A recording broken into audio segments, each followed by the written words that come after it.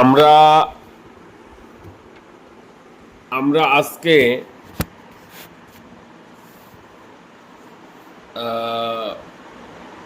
লিঙ্গ নির্ধারণ করব, অর্থাৎ সন্তানটা হবে ছেলে না মেয়ে।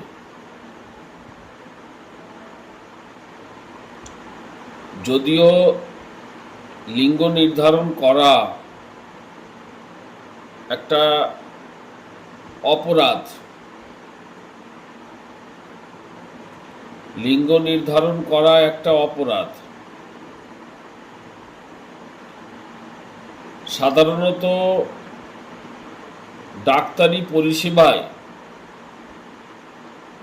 লিঙ্গ নির্ধারণের যে সমস্ত উপায় রয়েছে ৯৫% রিপোর্ট সঠিক হয়। তথাপি সেই লিঙ্গ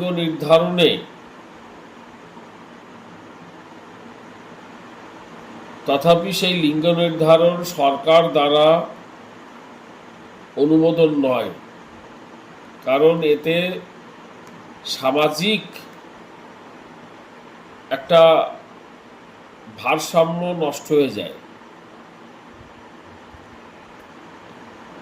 আর আমাদের জ্যোতিষের ক্ষেত্রে আমরা এই লিঙ্গ নির্ধারণের যে উপায়টা রয়েছে সেটা মোটামুটি ৭৫ থেকে ৮০%। সুতরাং আমাদের লিঙ্গ নির্ধারণের উপায়টা আরো বেশি ডেঞ্জারাস, ঠিক আছে, আরো বেশি ডেঞ্জারাস, বিপজ্জনক। এই জন্যে এই বিষয়টা আমি সবসময় এড়িয়ে যাই। কিন্তু আপনাদের আমি এই বিষয়টা শেখাবো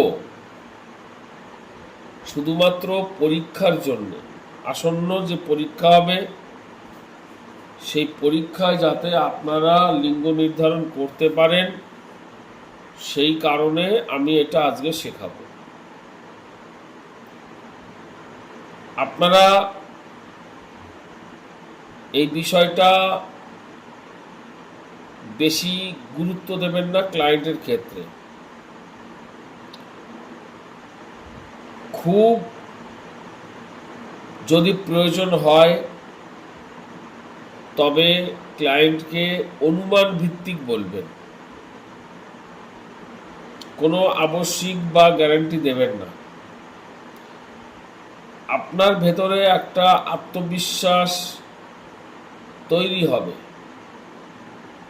কারণ এই পদ্ধতি যথেষ্ট মর্যাদাপূর্ণ, আস্থাশীল। কিন্তু তবুও তো জ্যোতিষ, তো সায়েন্সের মতন তো এখানে যুক্তিতর্ক দিয়ে তাদেরকে বোঝানো যাবে না। যে কারণে যতই নিজের আস্থা থাকুক না কেন, তথাপি এটাকে এড়িয়ে যাওয়াটা উত্তম। আমি শেখাচ্ছি শুধু পরীক্ষায় যাতে আপনারা উত্তর দিতে পারেন, সেই জন্য। তো লিঙ্গ নির্ধারণ প্রসঙ্গে আমরা সন্তান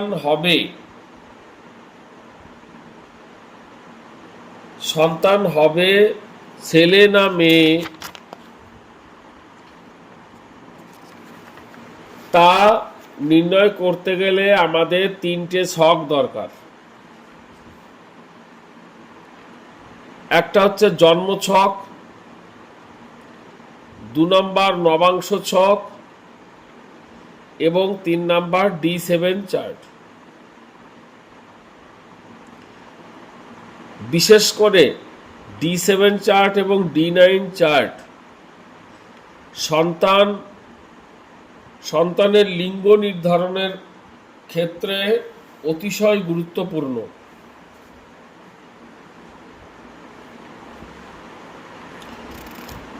এখন কথা হচ্ছে যে লিঙ্গ নির্ধারণ করতে গেলে আমরা বাবার ছক নেব না মায়ের ছক নেব, এটা হচ্ছে ব্যাপার। মনে রাখবেন, লিঙ্গ নির্ধারণ করতে গেলে সর্বদাই বাবার ছক প্রয়োজন হয়। মানে বেশি ভালো হয়, মায়ের থেকেও পাওয়া যায়, কিন্তু বাবার ছক পেলে পারে বেশি ভালো হয় লিঙ্গ নির্ধারণের ক্ষেত্রে। কিন্তু সন্তান আমার কটা হবে?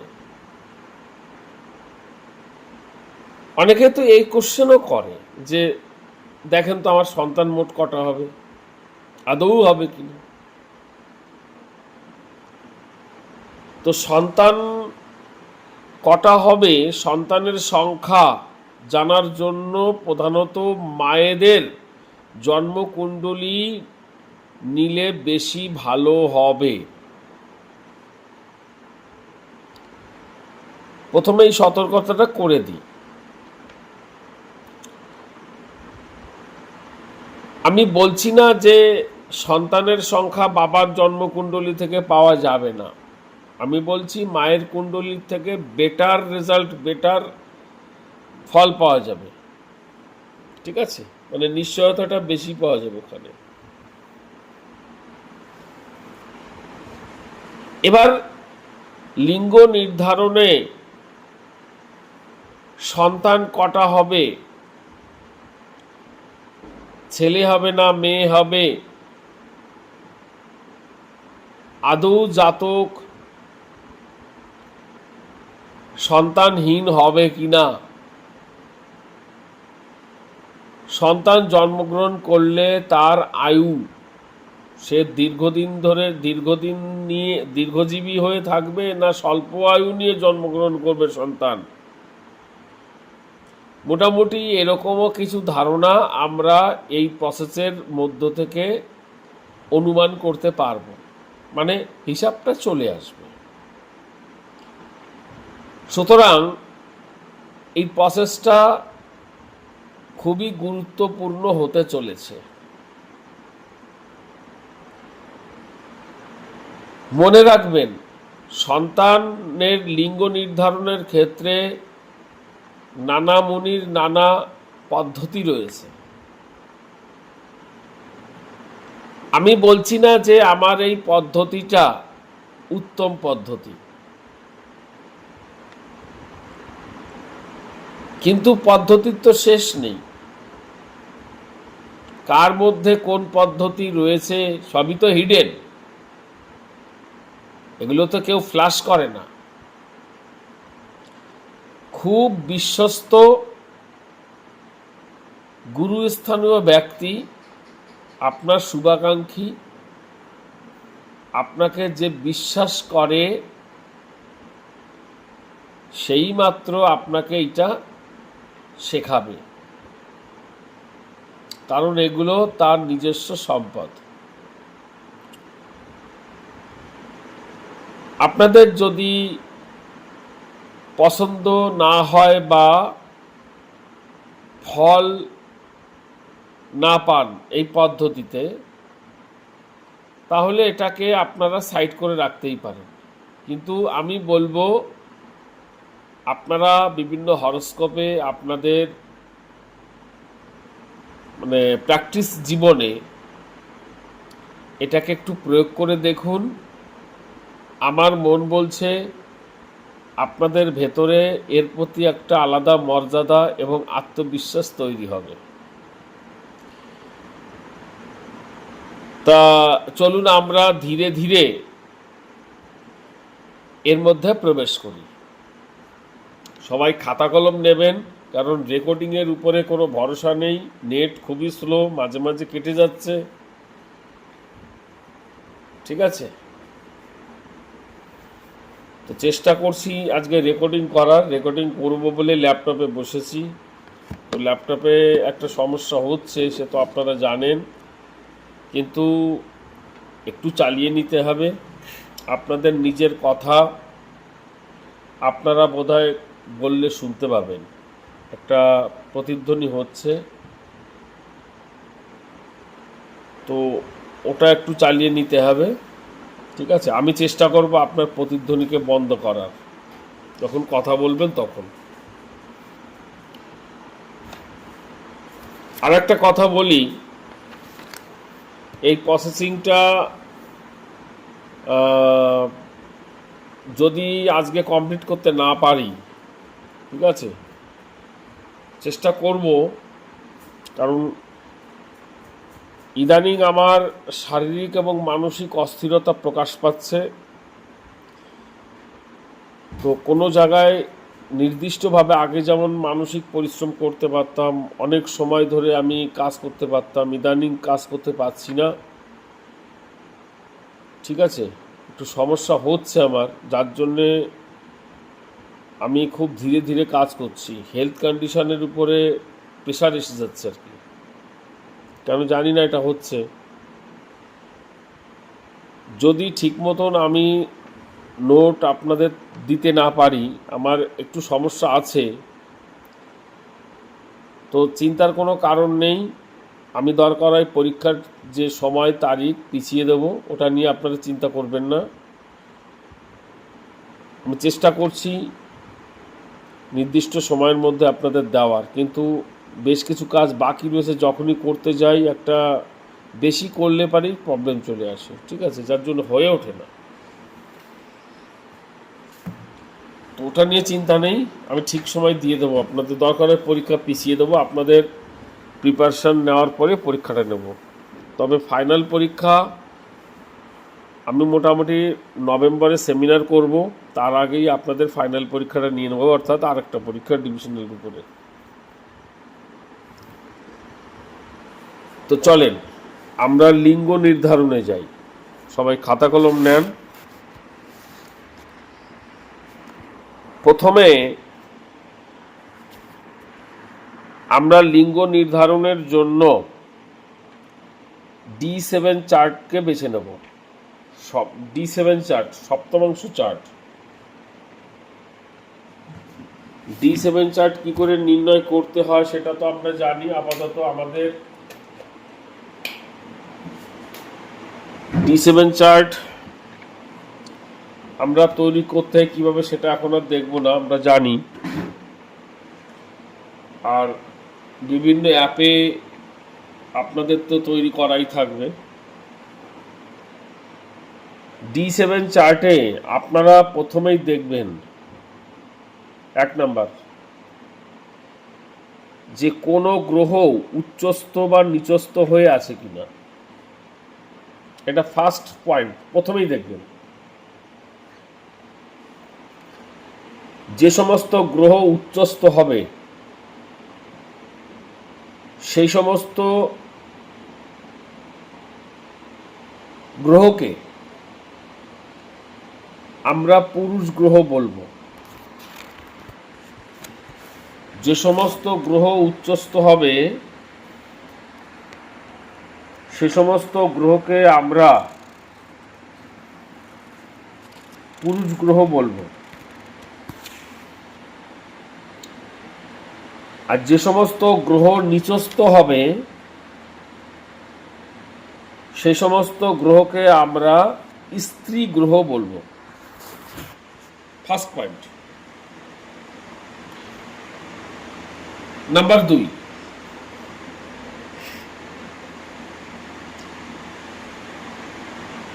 উচ্চস্থ এবং নিচস্থ গ্রহগুলি বাদে, ওটা তো 1 নম্বরের নির্বাচন হয়ে গেল, বাদে রবি, মঙ্গল, বৃহস্পতি, রাহু। কি বললাম? রবি, মঙ্গল, বৃহস্পতি, রাহু, এই গ্রহগুলি পুরুষ গ্রহ। এই গ্রহগুলি পুরুষ গ্রহ।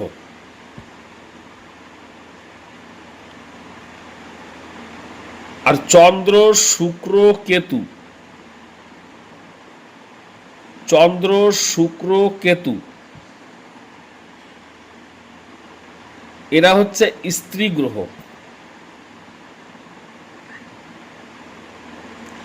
এরা হচ্ছে স্ত্রী গ্রহ।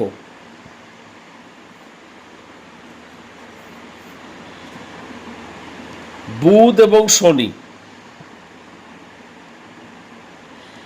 এরা না পুরুষ না স্ত্রী, না পুরুষ না স্ত্রী।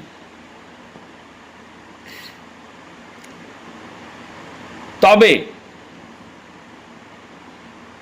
যদি দেখা যায় লিঙ্গ নির্ধারণের ক্ষেত্রে পুরুষের সংখ্যা বেশি, তাহলে এদের পুরুষ ধরতে হবে। আর যদি স্ত্রীর সংখ্যা বেশি হয়, তাহলে এদের স্ত্রী রূপে গণ্য দিতে হবে। আর যদি সমান সমান হয়, তাহলে এই গ্রহগুলি শনি এবং বুধ যে গ্রহের সঙ্গে থাকবে বা যদি কোনো রাশির মধ্যে একা হয়ে বসে থাকে, তবে সেই রাশির অধিপতি লিঙ্গটা এরা নিয়ে নেবে। এই ব্যাপারটা একটু জটিল। আমি যে কথাগুলো বললাম, আমি যখন উদাহরণ দেব তখন বুধ শনির এই ব্যাপারটা অনেকটা পরিষ্কার হয়ে যাবে। আমি যে নিয়মগুলো বলছি এখন সব স্টেপ বাই স্টেপ আপনারা আসবেন। এই যে আমি 4টে সূত্র বললাম, এটা হচ্ছে গ্রহদের লিঙ্গ নির্ধারণ হলো। এবার আসবো আমরা মেষ থেকে মীন পর্যন্ত যে 12টা রাশি রয়েছে, এই রাশির কোন রাশি পুরুষ রাশি, কোনগুলো স্ত্রী রাশি, সেটি আমরা আসব।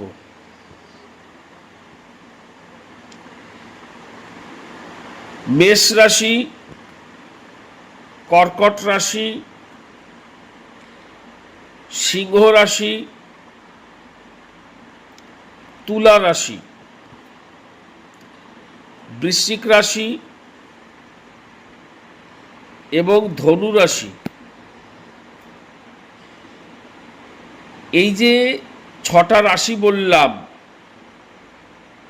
এই 6টি রাশিকে বলা হয় পুরুষ রাশি। এই 6টি রাশিকে বলা হয় পুরুষ রাশি।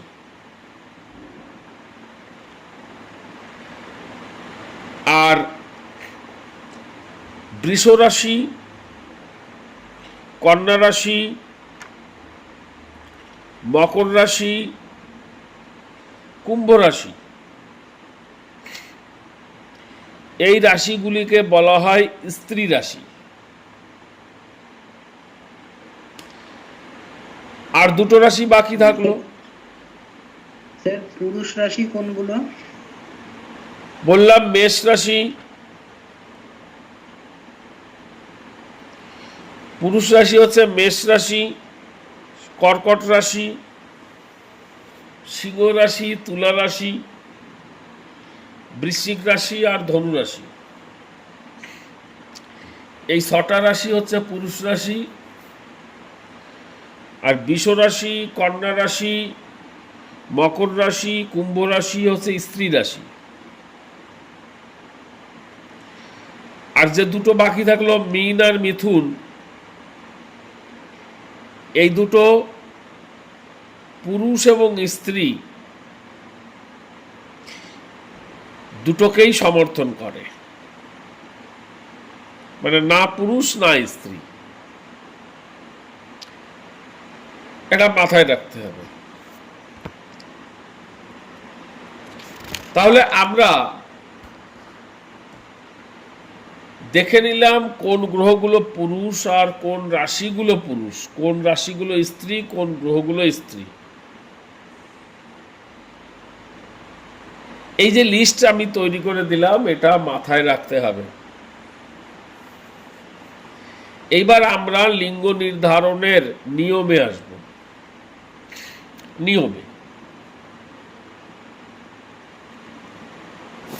নিয়মটা কি? নিয়মটা হচ্ছে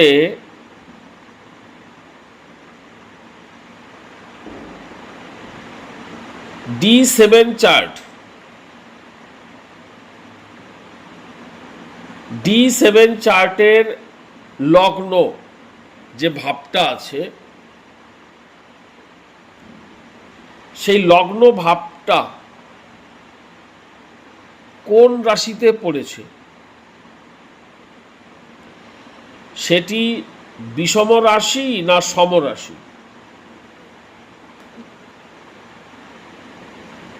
আপনারা বিষম রাশি আর সমরাশি বোঝেন তো?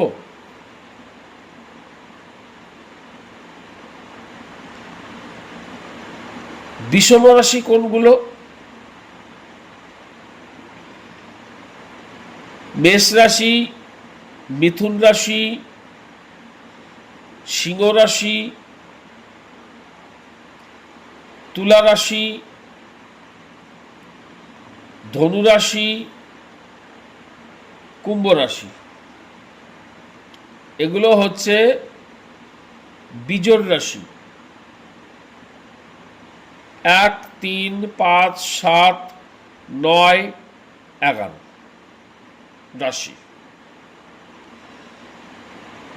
আর যেটা বাকি থাকলো, বৃষ রাশি, কর্কট রাশি,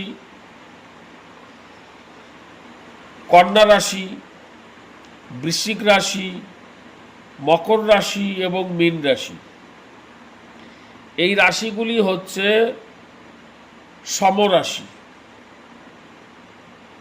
2, 4, 6, 8, 10, 12। তো আমাদের পদ্ধতিটা শুরু হবে D7 চার্টের লগ্ন ভাবটা কোন রাশিতে পড়েছে, সমরাশি না বিষম রাশি। কারণ এই সমরাশি একটা পদ দেখায়, বিষম রাশি আর একটা পদ দেখায়। মানে দুটো গণনার দুটো পদ্ধতি আছে, দুটো ওয়ে আছে, রাস্তা আছে।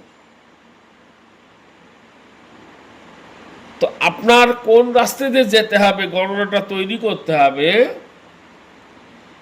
সেটি আমরা বুঝতে পারবো D7 চার্টের লগ্ন ভাবটা কোন রাশিতে পড়েছে, সেটি সমরাশিতে পড়েছে না বিষম রাশিতে পড়েছে। ক্লিয়ার হলো ব্যাপারটা? যদি যদি D7 চার্টের লগ্ন বিষম রাশিতে পড়ে, মেষ রাশি, মিথুন রাশি, সিংহ রাশি, তুলা রাশি, ধনু রাশি, কুম্ভ রাশি, এগুলো তো বিষম রাশি। যদি এই বিষম রাশিতে পড়ে, তাহলে প্রথম সন্তান হবে লগ্ন সাপেক্ষে পঞ্চম ভাব থেকে। লগ্ন সাপেক্ষে পঞ্চম ভাব থেকে হবে। আর দ্বিতীয় সন্তান কোথার থেকে আসবে? দ্বিতীয় সন্তান হবে সপ্তম ভাব, তৃতীয় সন্তান নবম ভাব, চতুর্থ সন্তান একাদশ ভাব। কি কি বললাম বলেন, কি কি বললাম?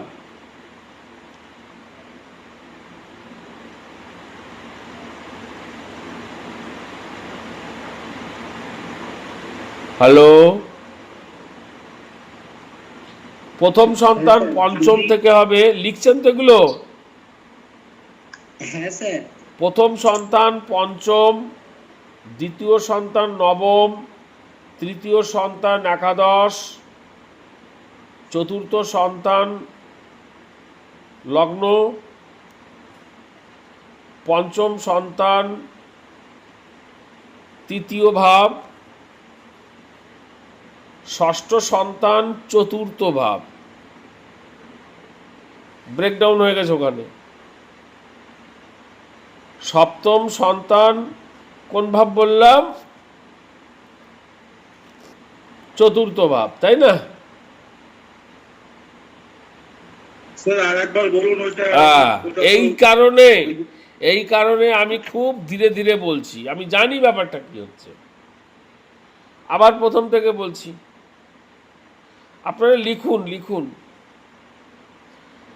প্রথম সন্তান পঞ্চম থেকে, দ্বিতীয় সন্তান সপ্তম ভাব থেকে, তৃতীয় সন্তান নবম ভাব থেকে, চতুর্থ একাদশ ভাব থেকে, পঞ্চম সন্তান লগ্ন ভাব থেকে, ষষ্ঠ সন্তান তৃতীয় ভাব থেকে, সপ্তম সন্তান চতুর্থ ভাব থেকে, অষ্টম সন্তান ষষ্ঠ ভাব থেকে, নবম সন্তান অষ্টম ভাব থেকে, দশম সন্তান দ্বাদশ ভাব থেকে।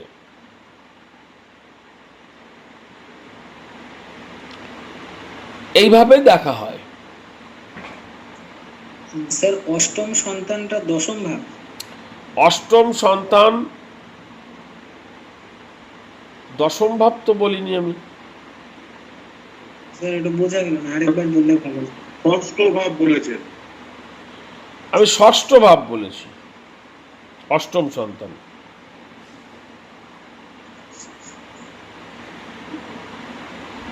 স্যার দশমটা কোথাও আসেনি। দশম সন্তান কোনো জায়গায় আসেনি।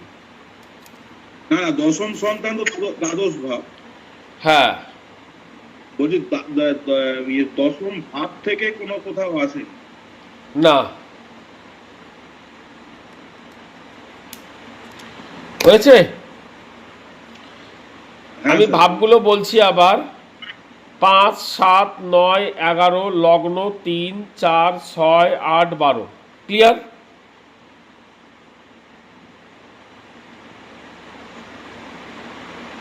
আপনারা সবাই বুঝে নিন, বিষয়টাকে হালকাভাবে ধরলে গোড়ায় গলদ হয়ে যাবে, সব শেষ। কারণ একটা স্টেপ না বুঝলে পরের স্টেপে গিয়ে ওই খারাপ হয়ে যাবে, জিনিসটা বোঝাই যাবে না।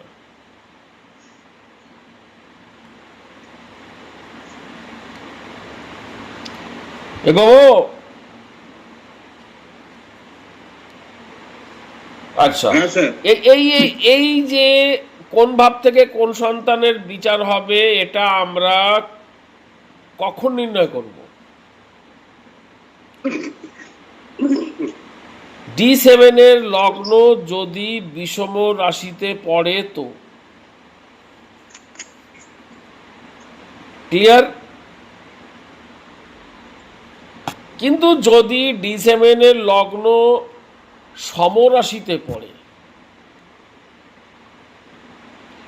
তাহলে কি হবে? তাহলে আমাদের গণনাটা তৈরি করতে হবে ক্লক ওয়াইজ, অর্থাৎ ঘড়ির কাঁটার দিকে। আমরা বিষম রাশিতে যেভাবে কাউন্ট করেছি তার উল্টো গণনা করতে হবে।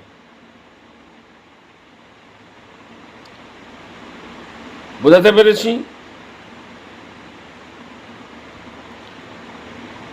সেক্ষেত্রে আমরা পঞ্চম ভাব কোনটাকে বলবো?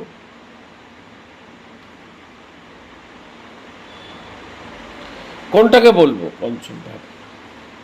ও স্যার লগ্ন থেকেই পঞ্চম কাউন্টটাই উল্টো দিকে হবে। উল্টো দিকে হবে। তাহলে কোন ভাবটাকে আমরা প্রথম সন্তান বিচার করব?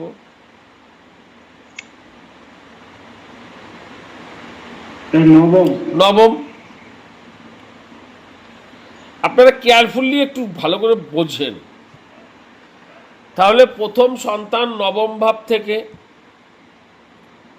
দ্বিতীয় সন্তান সপ্তম ভাব থেকে, তৃতীয় সন্তান পঞ্চম ভাব থেকে। আপনারা বুঝতে পারছেন কি বলছি আমি? হ্যাঁ স্যার। চতুর্থ সন্তান তৃতীয় ভাব থেকে, পঞ্চম সন্তান লগ্ন ভাব থেকে, ষষ্ঠ সন্তান একাদশ ভাব থেকে, সপ্তম সন্তান কোন ভাব থেকে বলেন তো?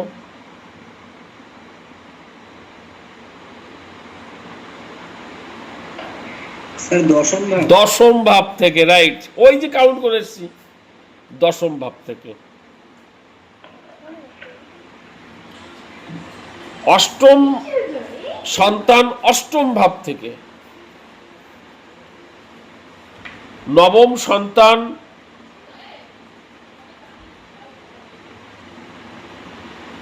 কোথার থেকে? ষষ্ঠ ভাব। ষষ্ঠ ভাব থেকে। এইভাবে চলবে আর কি।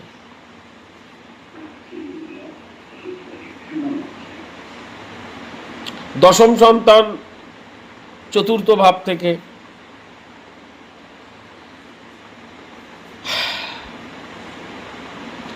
তো বিষয়টা হচ্ছে, মনে করেন একটা সন্তান হয়ে গেছে, তখন আমরা সন্তান নির্ধারণ করছি।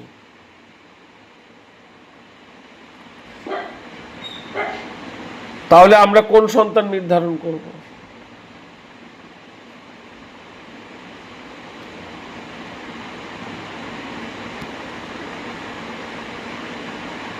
একটা সন্তানের জন্ম হয়ে গেছে, ক্লায়েন্ট আমাদের কাছে একটা সন্তান জন্ম দিয়ে তারপরে এসে বলছে আমার কি সন্তান হবে, মানে এর পরের সন্তানটা ছেলে হবে না মেয়ে হবে? দ্বিতীয় সন্তান হবে স্যার। দ্বিতীয় সন্তান। এইভাবে চলতে থাকবে। দেখবেন আমরা চলতে চলতে এক সময় গিয়ে স্টপ হয়ে যাবে গণনা।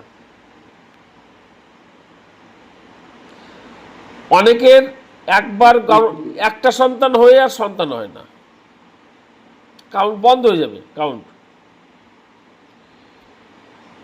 কিভাবে বন্ধ হবে, তো সেটি আমরা ধীরে ধীরে প্রসেসিংয়ে বুঝতে পারবো। তাহলে আমাদের প্রথমে কততম সন্তানের কথা বলা হচ্ছে সেটা আগে জানতে হবে।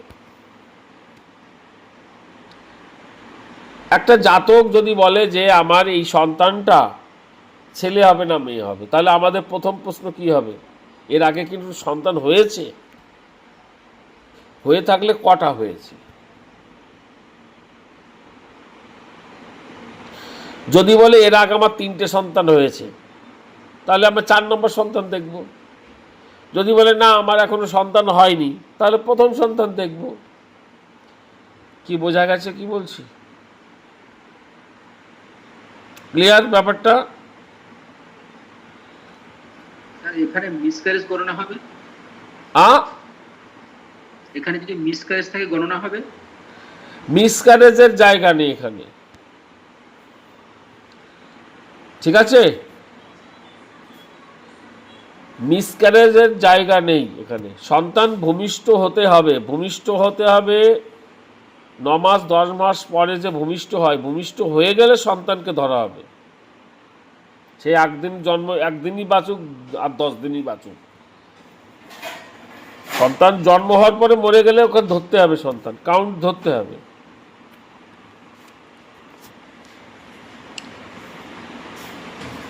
কিন্তু মিসক্যারেজ হয়ে গেলে পারে ওকে ধরা যাবে না, ওটা আমাদের কাউন্টের মধ্যে আসবেই না।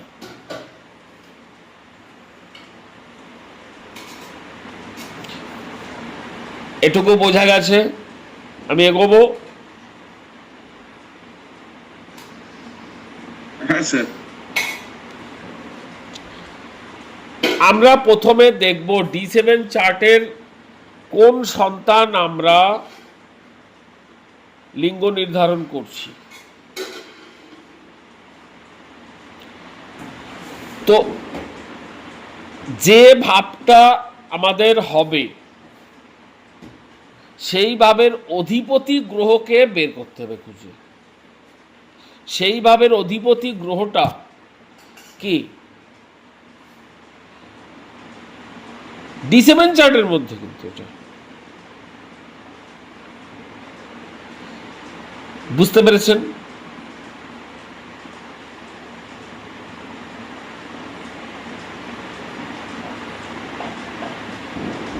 দামোদর বাবু, হ্যাঁ স্যার, বুঝতে পেরেছি। D7 চার্টের যততম সন্তান আমরা বের করব সে তো একটা রাশি বেরোবে, যে একটা ভাব মানে তো একটা রাশি বেরোবে, সেই ভাবের অধিপতি বা রাশির অধিপতি তো থাকবে একটা। যেমন সিংহ হলে পারে রবি, কর্কট হলে পারে চন্দ্র, মিথুন হলে পারে বুধ। ধরেন একটা D7 চার্ট আপনাকে দিচ্ছি। D7 চার্টের মনে করেন লগ্ন হয়েছে বৃশ্চিক লগ্ন, সাপোজ উদাহরণ দিচ্ছে বৃশ্চিক লগ্ন। তাহলে এই জাতক এসেছে, দুটো সন্তান এর আগে হয়ে গেছে, 3 নম্বর সন্তান ছেলে হবে না মেয়ে হবে জিজ্ঞাসা করবে আপনাকে। মানে এর আগে দুটো মেয়ে হয়ে গেছে, ছেলের আশায় আবার একটা সন্তান নিয়েছে, সন্তান এখনো গর্ভে রয়েছে। তো জ্যোতিষীর কাছে এসছে, দেখি টেস্টিং করে যে ছেলে হবে না মেয়ে হবে, আপনাকে বলতে হবে। তাহলে বৃশ্চিক লগ্ন বেরিয়েছে, D7 চার্টের লগ্নটা বৃশ্চিক। তাহলে D7 চার্টের লগ্ন যদি বৃশ্চিক হয়, এবার বলেন D7 চার্টের তৃতীয় সন্তান কোথার থেকে বিচার হবে? স্যার পঞ্চম। D7 চার্টের পঞ্চম ভাব থেকে বিচার হবে 3 নম্বর সন্তান, অর্থাৎ কোন রাশি? মীন রাশি। মীন রাশি। গুড। তাহলে এই মীন রাশির অধিপতিকে, মীন রাশির অধিপতিকে স্যার বৃহস্পতি। বৃহস্পতি। গুড। মীন রাশির অধিপতি বৃহস্পতি। ওকে, মীন রাশির অধিপতি বৃহস্পতি। এই বৃহস্পতি হচ্ছে সন্তানের কারক গ্রহ, মানে সন্তানের কারক গ্রহ বলছি না, সন্তানকে এই জগতে ভূমিষ্ঠ হওয়ার পরের দায়িত্ব গ্রহণ করে। অর্থাৎ এ হচ্ছে তৃতীয় সন্তানের লগ্ন ভাব। এটা এর কাজ তৃতীয় সন্তানকে এই পৃথিবীতে ধরে রাখার কাজটা করে, লগ্নপতি যেটা করে। একে একে ধরতে হবে যে তুমি তো এই সন্তানকে এই পৃথিবীর দায়িত্ব নিয়ে বসে আছো, তা তোমাকে এই জগতে কে পাঠিয়েছে? অর্থাৎ বৃহস্পতিকে জিজ্ঞাসা করতে হবে এবার যে তোমাকে কে পাঠিয়েছে, মানে কে তোমাকে তৈরি করেছে, এই দায়িত্বটা দিলটাকে। তো আমরা এই বৃহস্পতিকে নবাংশ চার্টের মধ্যে দেখব এবার সে কোথায় বসে আছে।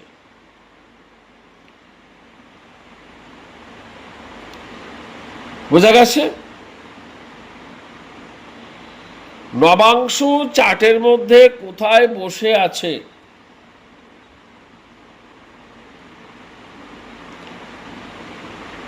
নবাংশ চার্টের যেখানে বসে আছে সেই রাশির অধিপতি গ্রহটা হচ্ছে সন্তান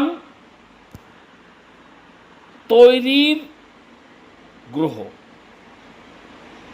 ধরেন এই বৃহস্পতি বসে আছে নবাংশ চার্টের মধ্যে তুলা রাশিতে, তাহলে বলেন সন্তান নির্ণায়ক গ্রহটা কি? শুক্র। সন্তান নির্ণায়ক গ্রহটা হচ্ছে শুক্র। ক্লিয়ার? হ্যাঁ স্যার। সন্তান নির্ণায়ক গ্রহটা হচ্ছে শুক্র। মনে রাখবেন নবাংশ চার্টের এই রাশির অধিপতিকে অর্থাৎ শুক্রকে সন্তান নির্ণায়ক রূপে আমরা চিহ্নিত করব, কারণ এই সন্তানের জন্ম দিয়েছে, এই সন্তানের জন্ম দিয়েছে। বোঝা গেছে কি বলছি? কি বললেন স্যার? সন্তান নির্ধারণে এই শুক্রটাই হচ্ছে সন্তান নির্ণয় করেছে, হ্যাঁ মানে ছেলে না মেয়ে এর হিসাবে হবে। হ্যাঁ স্যার। সন্তানটা এ তৈরি করেছে, গর্ভে সন্তানটা এই তৈরি করেছে।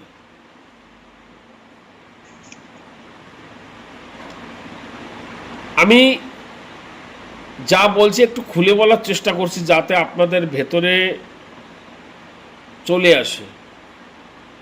নবাংশ চার্ট আমরা নিলাম কেন? কারণ ম্যারেজ লাইফের থেকেই তো বিবাহটা আসে, এই সন্তানটা আসে। এই জন্যে নবাংশ চার্টটাকে আমি এখানে নেওয়ার চেষ্টা করছি। এইবার এই যে শুক্র এ যেহেতু সন্তান তৈরি করছে, তাহলে এই শুক্র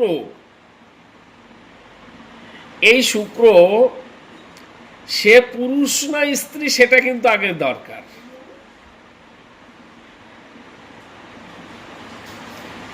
কারণ এ যদি স্ত্রী হয় তাহলে ওই স্ত্রী তৈরি করবে, এ যদি পুরুষ হয় তাহলে পুরুষ তৈরি করবে। প্রথম লিঙ্গটা আমরা ওখান থেকে পেয়ে যাব।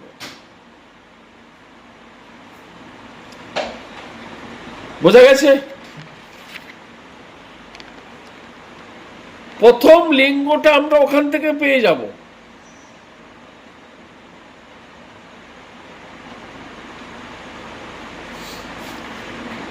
আমি আশা করি বোঝাতে পারছি।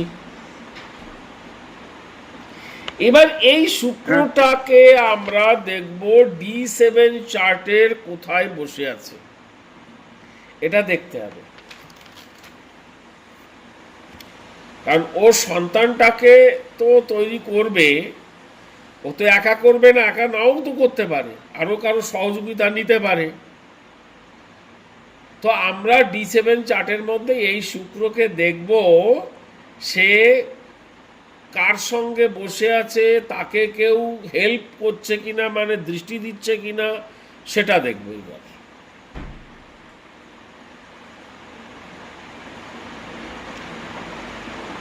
বোঝা গেছে কি বলছি?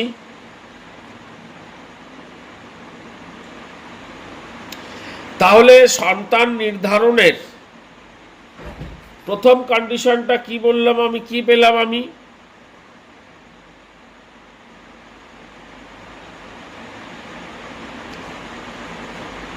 তার প্রথম কন্ডিশনটা হচ্ছে যে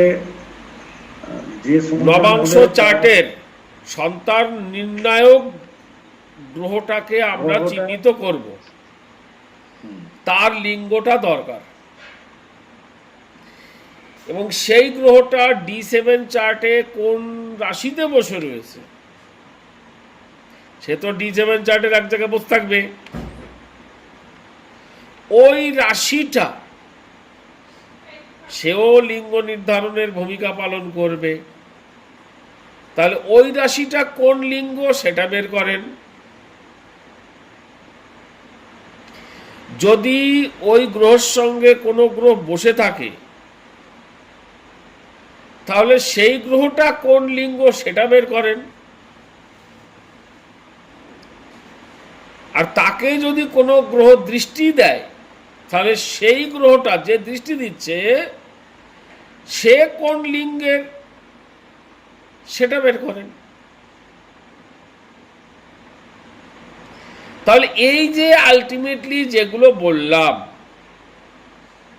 এটা বের করার পরে আপনি দেখেন পুরুষ এবং স্ত্রী কার পাল্লা ভারী। যার পাল্লা ভারী হবে ওই সন্তান ওই লিঙ্গের অধিকারী হবে।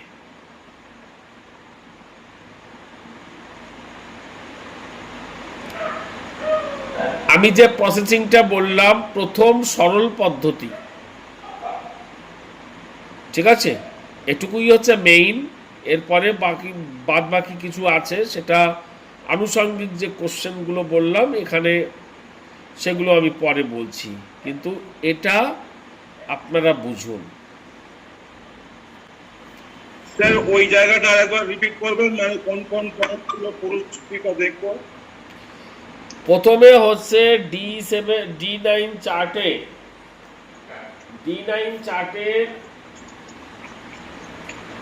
সন্তান নির্ণায়ক গ্রহটার লিঙ্গ।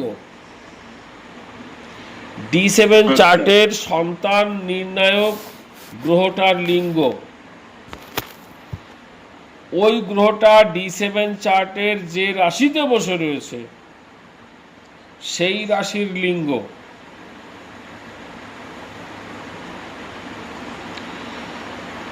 ওই গ্রহটার সঙ্গে যদি কোনো গ্রহ থাকে তাহলে সেই গ্রহের লিঙ্গ।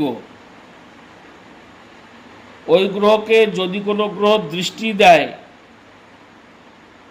তাহলে সেই গ্রহের লিঙ্গ।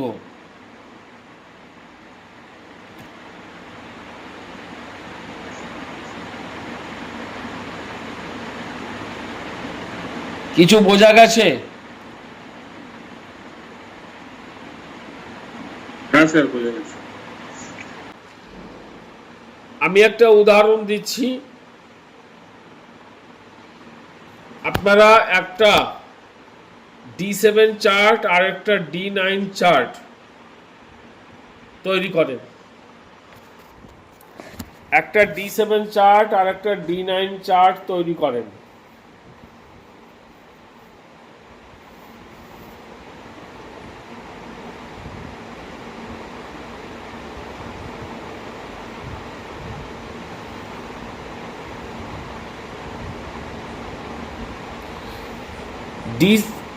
D7 চার্টটা বলছি। D7 চার্ট হচ্ছে কর্কট লগ্ন, সিংহ রাশিতে রাহু রয়েছে,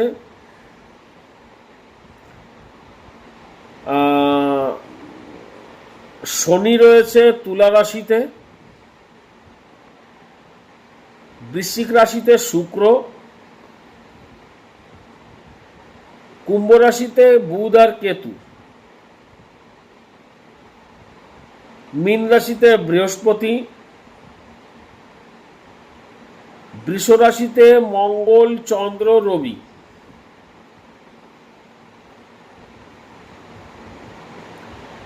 ক্লিয়ার হয়েছে লেখা?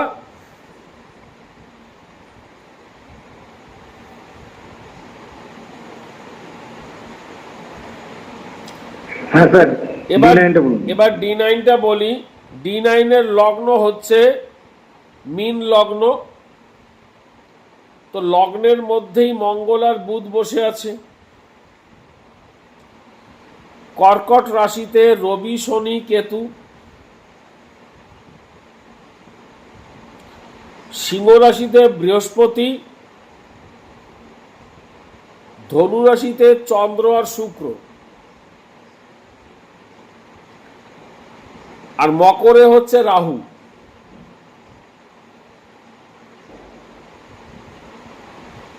তাহলে প্রথমে আমরা দেখব D7 চার্টের লগ্নটা কি পড়ছে, সমরাশি না বিষম রাশি, এটাকে দেখব। সমরাশি। তাহলে আমরা কাউন্ট করব কোন দিক থেকে?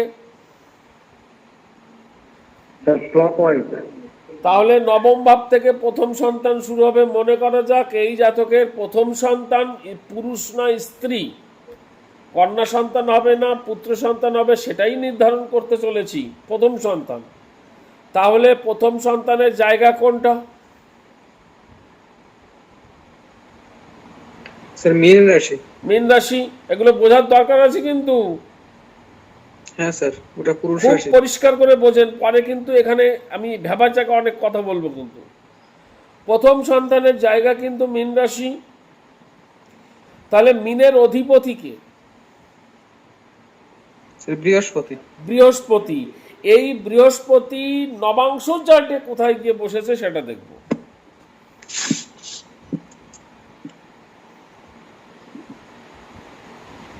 ষষ্ঠে বসছে। ষষ্ঠে বসে নবাংশ চার্টের কোথায় গিয়ে বসেছে, কোন রাশিতে গিয়ে বসেছে? স্যার সিংহ রাশিতে বসছে। সিংহ রাশিতে বসেছে। তাহলে এই বৃহস্পতিকে যে সন্তানটা দিল সে কে দিল? স্যার রবি দিছে। রবি দিয়েছে।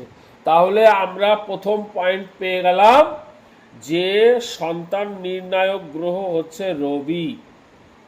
হ্যাঁ স্যার। এই রবির লিঙ্গটা কিন্তু লাগবে, প্রথম মনে রাখবেন। হ্যাঁ স্যার। ওকে, এইবার এই রবি D7 চার্টের কোন রাশিতে বসে রয়েছে? স্যার বৃষ রাশিতে বসছে। বৃষ রাশিতে বসে রয়েছে।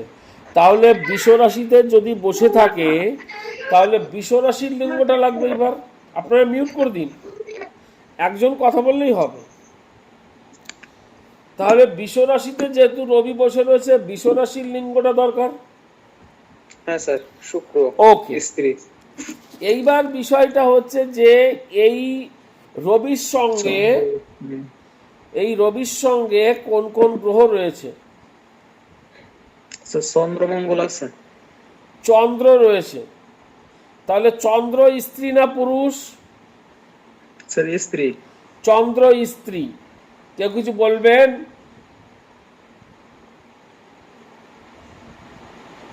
স্যার আরেকবার বলুন স্যার। আমি বলছি যে এই যে রবি কার সঙ্গে বসে রয়েছে? রবি মঙ্গল চন্দ্রের সঙ্গে বসে আছে। তাহলে চন্দ্র মঙ্গল বসে রয়েছে। তাহলে চন্দ্র মঙ্গলের লিঙ্গ লাগবে তো। হ্যাঁ। তাহলে এখানে চন্দ্রটা পুরুষ না স্ত্রী?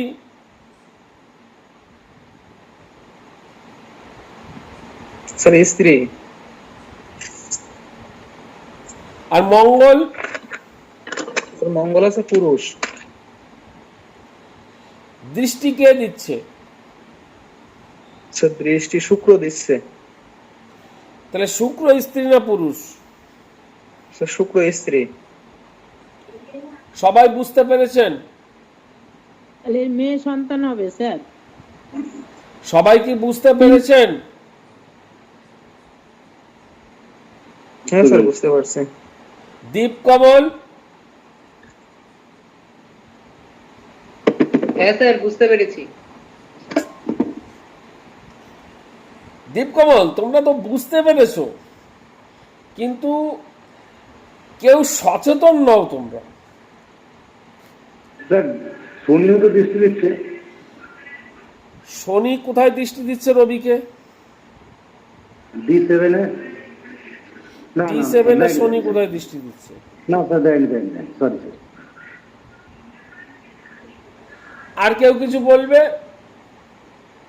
স্যার এখানে তো সমান সমান হচ্ছে আর কি। আর কেউ কিছু বলবে? কেন সমান হবে? রবি পুরুষ, শুক্র স্ত্রী, চন্দ্র স্ত্রী, মঙ্গল পুরুষ আর শুক্র দৃষ্টি স্ত্রী। তিনটে স্ত্রী দৃষ্টি, মানে তিনটে স্ত্রী পেয়েছে। শঙ্কর বাবু, স্যার আমার দুঃখটা আপনারা কেউ বোঝেন না। আমি বলছি আপনারা চোখ কান খোলা রেখে বসেন। বারবার বলতে হচ্ছে একটা কথা, লিঙ্গ নির্ধারণের জন্য আমি যে গ্রহগুলোর যে নিয়মগুলো দিয়েছিলাম, আপনি প্রথম নিয়মটা পড়েন। আমি বলেছিলাম যে ক্রম অনুযায়ী আসবেন, পড়েন প্রথম নিয়ম। স্যার উচ্চস্থ আর নিচস্থ দেখতে হবে। তা উচ্চস্থ নিচস্থ হয়েছে কোন গ্রহ? চন্দ্র উচ্চস্থ আছে স্যার। তাহলে কি হবে? উচ্চস্থ পুরুষ ধরা হবে। পুরুষ হবে। উচ্চস্থ গ্রহ সর্বদাই পুরুষ হবে, চন্দ্র এখানে পুরুষ হবে, নারী তো হবে না। কিছু কি বোঝা গেছে? স্যার সরি স্যার, এই পয়েন্টটা আমরা হ্যাঁ, কেউ স্যার, বলতে পারি সবাই মিসিং করেছেন। আমি কিন্তু বসে রয়েছি ওৎপত্তিতে কি বলে। আসলে সূত্রগুলো ক্রম অনুযায়ী হবে, আমি প্রথমেই বলে দিয়েছিলাম। তো খেয়াল করবেন এগুলো, ঠিক আছে? আস্তে আস্তে হবে, একদিনে সব কিছু হয় না। তাহলে কাউন্ট করেন এবার। প্রথমে হচ্ছে রবি পুরুষ, মঙ্গল পুরুষ, চন্দ্র পুরুষ। কটা পুরুষ বললাম?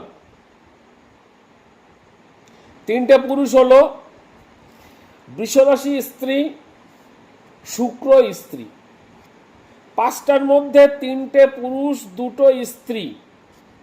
কোন দিকে জোর বেশি? পুরুষ। তাহলে কি হবে?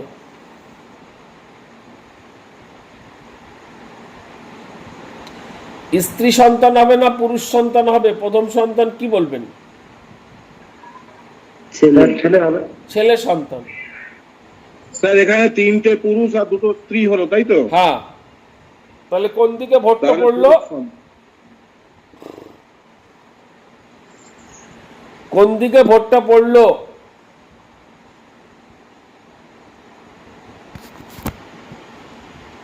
পুরুষ সন্তান হবে স্যার। পুরুষ সন্তান, প্রথম সন্তানটা পুরুষ সন্তান হবে। ওকে, এই চার্টের মধ্যে আপনারা দ্বিতীয় সন্তান বিচার করেন তো, করেন, সবাই করেন। সন্তানের লিঙ্গ নির্ধারণে 10খানা নম্বর দিয়েছি আমি।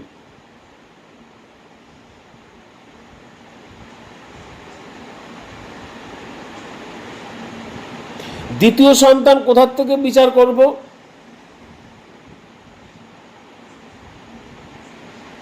স্যার মকর রাশি।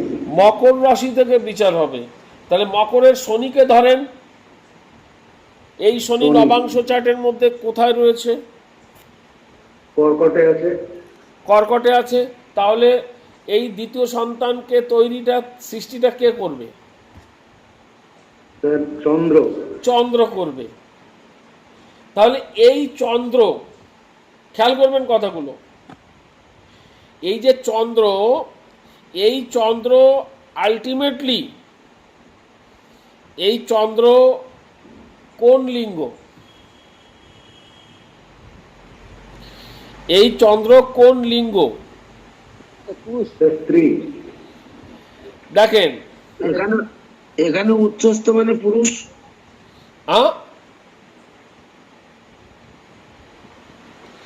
এখানে চন্দ্র যেহেতু উচ্চস্থ আছে, সেহেতু আমরা কিন্তু এখানে স্ত্রী নিতে পারি না।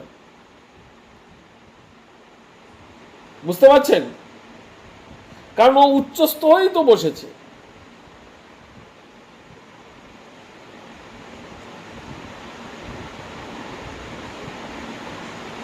কিছু কি বোঝা গেছে?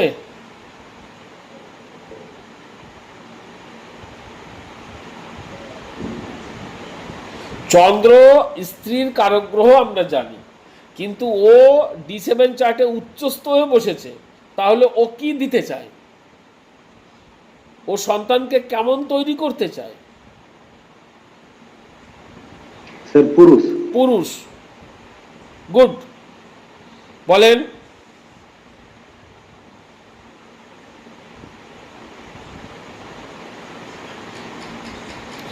মঙ্গল পুরুষ, রবি পুরুষ,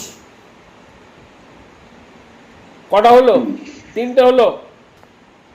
বৃষ রাশিতে বসে রয়েছে স্ত্রী, শুক্র স্ত্রী, তাহলে কি হলো? সেই একই হলো। হুম। তাহলে দ্বিতীয় সন্তান কি হবে?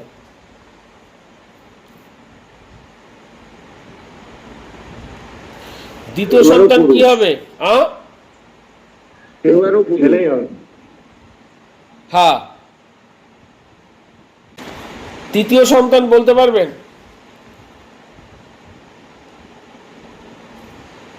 তৃতীয় সন্তান? তৃতীয় সন্তান, তাই তো? হ্যাঁ, তৃতীয় সন্তান কোথার থেকে আসবে? স্যার ওই একই হবে না? ওই একই হবে, কারণ স্যার পঞ্চম ভাব থেকে হবে। তৃতীয় সন্তান হবে পঞ্চম ভাব অর্থাৎ বৃশ্চিক বৃশ্চিক রাশি রাশি থেকে। তার অধিপতি বৃশ্চিক মঙ্গল। রাশি, মঙ্গল এই মঙ্গল নবাংশ চার্টে কোথায় বসে রয়েছে? লগ্নে, লগ্নে বসে রয়েছে। তাহলে মীন রাশিতে। লগ্ন মানে হচ্ছে মীন রাশিতে। তাহলে সন্তান নির্ণায়ক গ্রহটা কোনটা? স্যার বৃহস্পতি। বৃহস্পতি। এইবার বৃহস্পতির কারো কথা ধরতে পারেন, অসুবিধা নেই। এই বৃহস্পতি এখন দেখতে হবে যে D7 চার্টে কার সঙ্গে বসে রয়েছে, কোথায় বসে রয়েছে, কার দৃষ্টি পাচ্ছে, এগুলো দেখতে হবে। তো এখানে বৃহস্পতি বসে রয়েছে তুলা রাশিতেই বসে রয়েছে, মীন রাশিতে বসে রয়েছে। তো মীন রাশিতে বসে রয়েছে, তাহলে আমরা এখানে দেখতে পাবো বৃহস্পতি নৈসর্গিক বৃহস্পতি পুরুষ গ্রহ, মীন রাশি স্ত্রী গ্রহ। তাহলে একটা পুরুষ একটা স্ত্রী হলো। তো বৃহস্পতির উপরে কোনো দৃষ্টি আছে কি? বৃহস্পতির উপরে কোনো দৃষ্টি আছে? নেই স্যার। না, নেই। বৃহস্পতির উপরে কোনো গ্রহের কোনো দৃষ্টি নেই, কেউ বসে নেই। তাহলে এইবার বলতে হবে এটা পুরুষ হবে না স্ত্রী হবে।